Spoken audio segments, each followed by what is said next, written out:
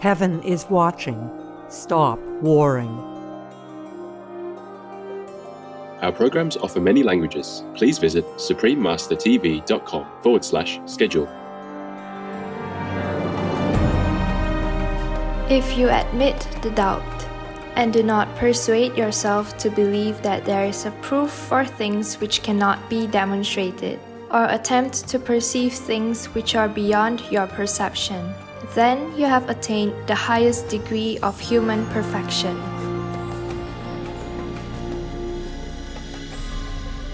Please continue watching to hear the wisdom of medieval Jewish philosopher and Rabbi Moses Maimonides, vegetarian.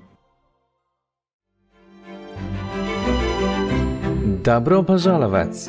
This is a warm-hearted greeting for you from Russia and its hospitable citizens. It means welcome in Russian. Open-minded viewers, my name is Maxim.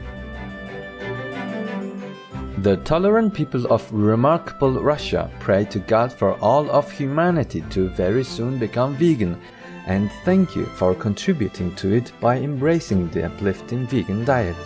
May you be immensely blessed in heaven's grace.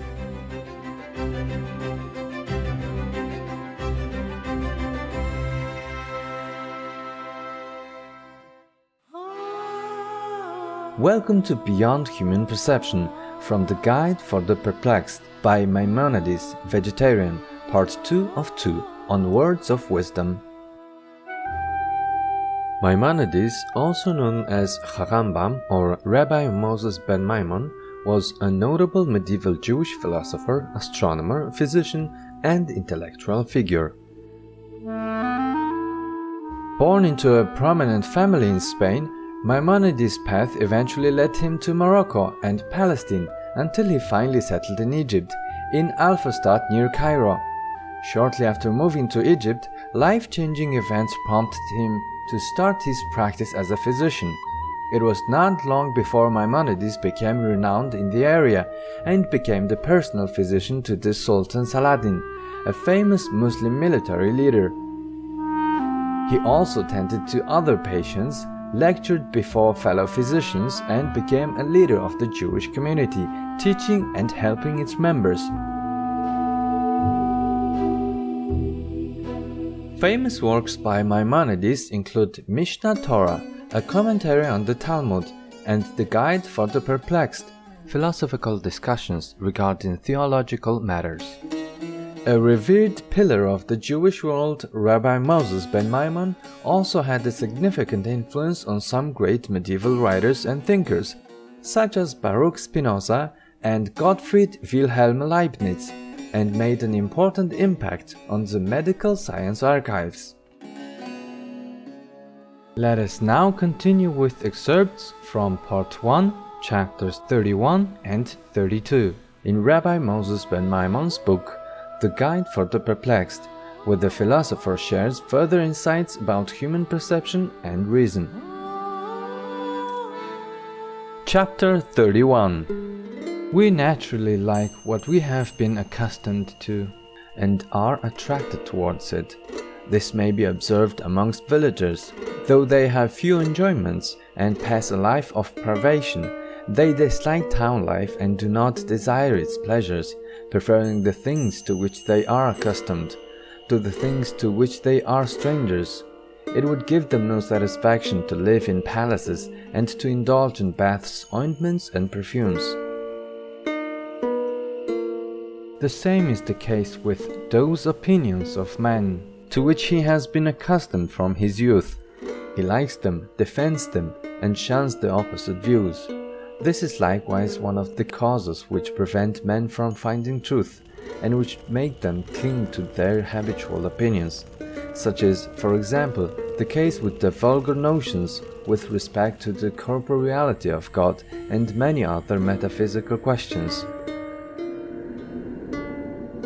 It is the result of long familiarity with passages of the Bible which they are accustomed to respect and to receive as true, and the literal sense of which implies the corporeality of God and other false notions.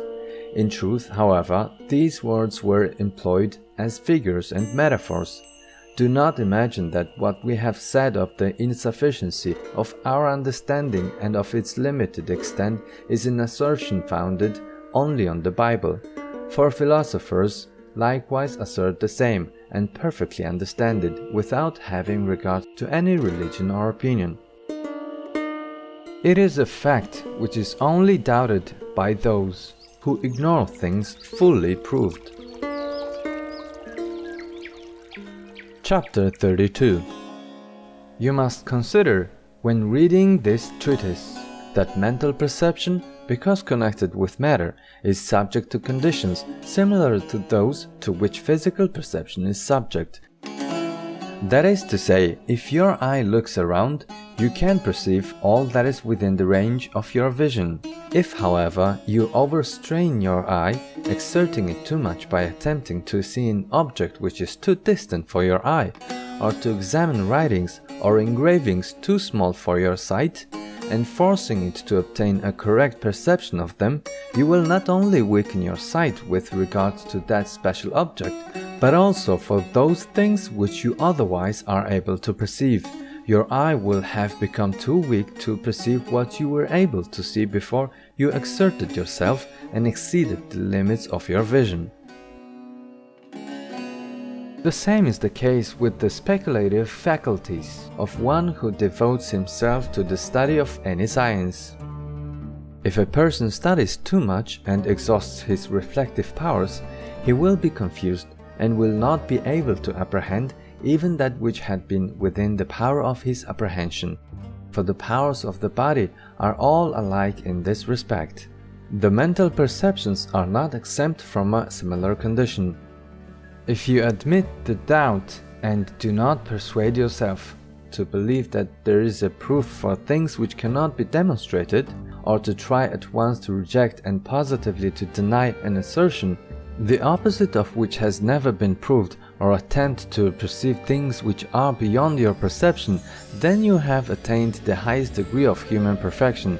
Then you are like Rabbi Akiva, who in peace entered the study of these theological problems and came out in peace. If, on the other hand, you attempt to exceed the limit of your intellectual power, or at once to reject things as impossible which have never been proved to be impossible, or which are in fact possible, though their possibility to be very remote, then you will not only fail to become perfect, but you will become exceedingly imperfect. Ideas founded on mere imagination will prevail over you. You will incline toward defects and toward base and degraded habits, on account of the confusion which troubles the mind and of the dimness of its light. Just as weakness of sight causes invalids to see many kinds of unreal images, especially when they have looked for a long time at dazzling or at very minute objects.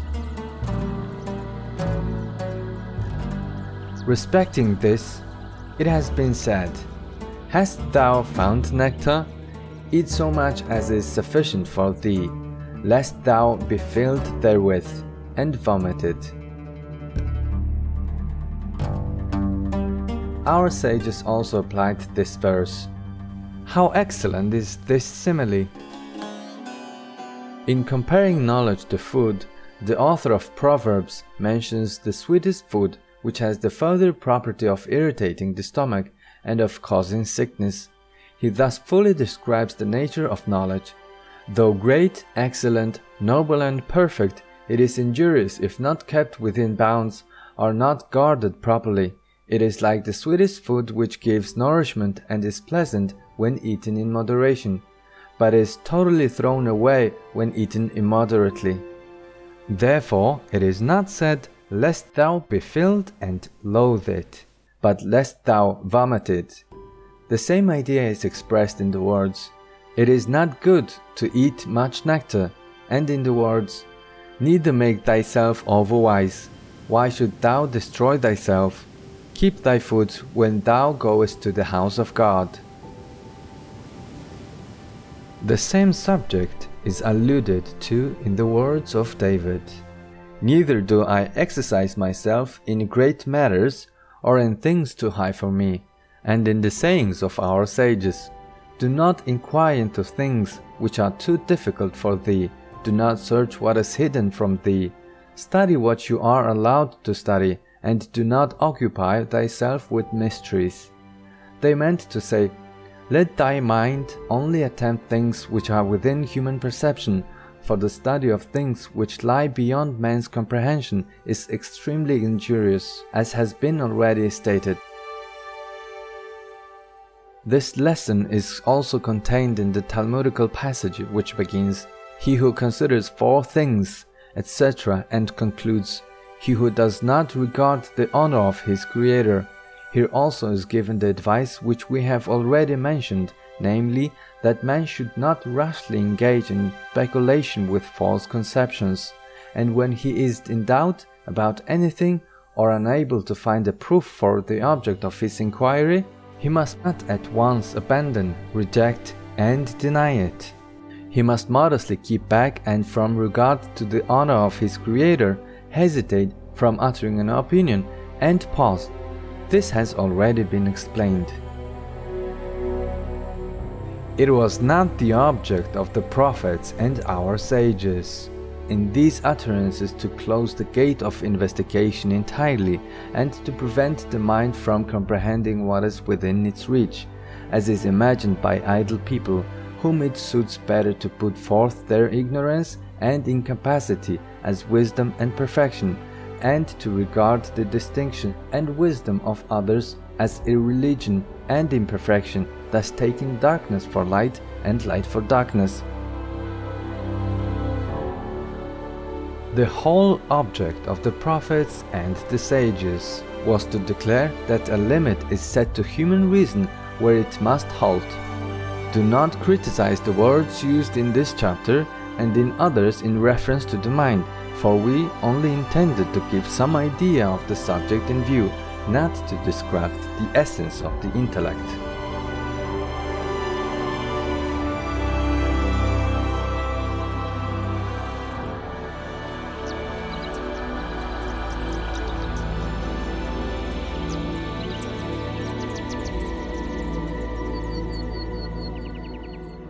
Wise viewers, we appreciate your kind presence for today's Words of Wisdom.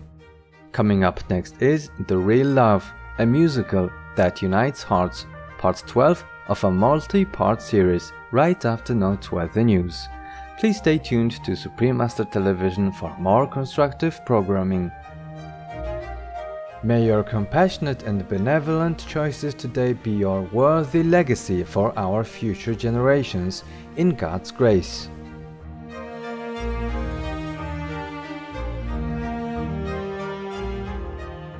Our programs offer many languages. Please visit suprememastertv.com/schedule and suprememastertv.com/WOW. Nos programmes offrent plusieurs langues. Veuillez visiter suprememastertv.com/schedule et suprememastertv.com/WOW. Nuestros programas ofrecen varios idiomas. Visiten suprememastertv.com/schedule y suprememastertv.com/WOW. 저희 방송은 다양한 언어를 제공합니다. 다음을 참고하세요. suprememastertv.com/schedule 그리고 suprememastertv.com/WOW.